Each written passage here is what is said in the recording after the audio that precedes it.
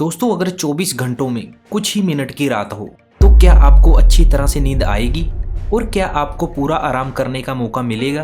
क्या आप सोच सकते हो उस देश के लोगों की लाइफ और लाइफस्टाइल कैसी होती होगी जहां रात नहीं होती?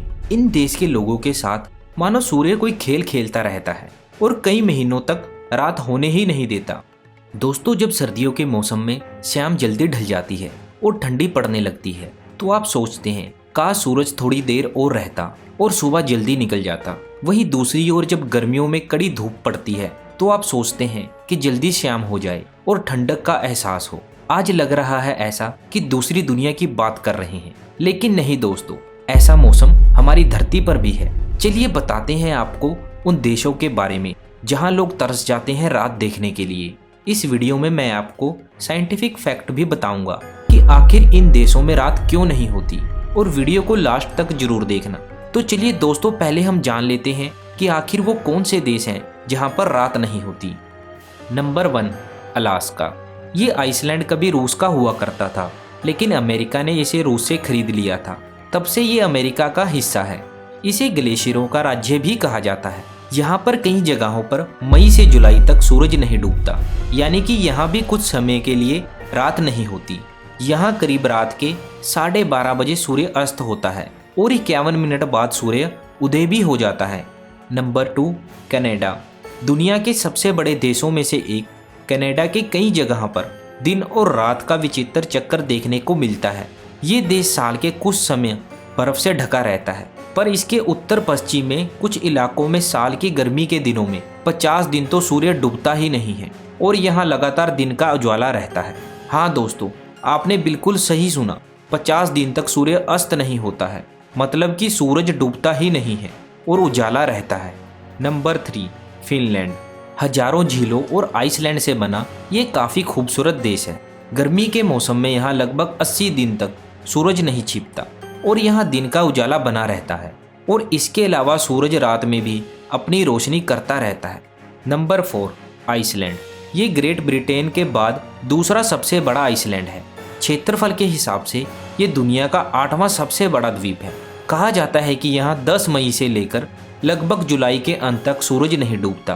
कुदरत के इस नज़ारे को देखने के लिए यहाँ लाखों पर्यटक पहुँचते हैं। Number 5, Norway. इसे मध्य रात्रि का देश भी कहा जाता है क्योंकि ये अंटार्कटिक सर्कल के अंदर आता है। ऐसे में यहाँ दिन रात थोड़े से विपरीत होते हैं।